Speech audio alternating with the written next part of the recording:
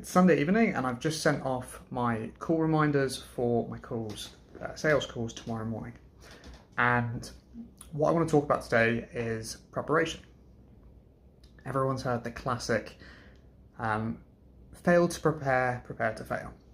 Now, I'm not going that deep into it, but I want to give you an insight into our interview process where we've interviewed thousands, definitely over 2,000, probably edging on 3,000 people for the companies that we have started. And one of the big things that we notice is that the single thing that will pull a candidate above everybody else is, have you spent 30 seconds to look at the website?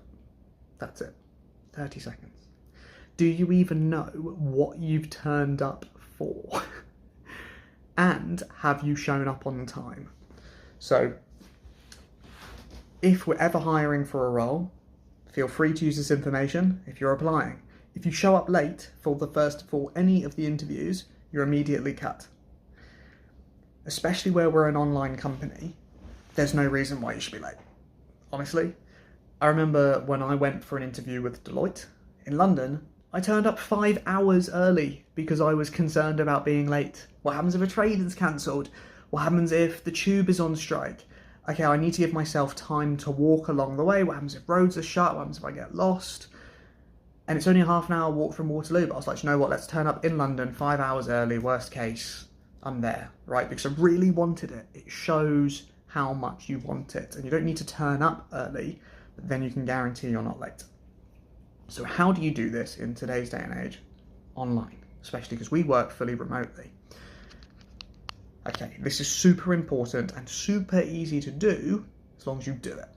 If you're attending a call, a video call, make sure your computer is set up for anything you will need on that call. So the only thing you have to do is click enter. And to be honest, I'd probably even click enter and just turn your microphone and camera off if you're there before the interviewer, right? And then set an alarm for the minute before you need to be there, and everything's already set up.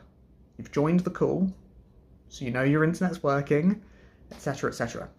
If you have done this 10 minutes beforehand, great, you've got 10 minutes, go grab a drink, go, I don't know, read a book, go scroll your phone like no one cares, but then you won't be accidentally late.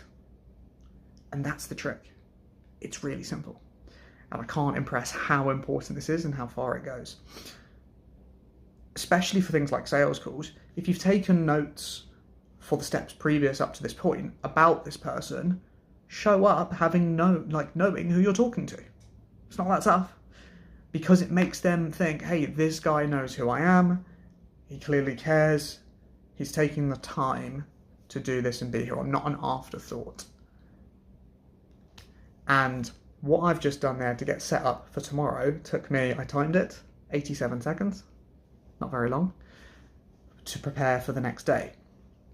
Our first sales guy we hired in this company, who was really experienced and done the same thing in another company, refused to do his call reminders.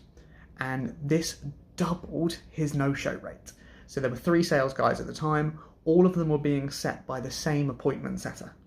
So that was a constant. It wasn't the skill of the appointment setter changing the show rates. But his show rate was over 50%, whereas everyone else was hovering about 25 to 30. I think mine was like 22. Average was just below 25, and some people were up to 30. But all of that, and his was over 50%. And he had the same close rates as me, and he lost out on something like 10x on his commission, because he was working base plus commission,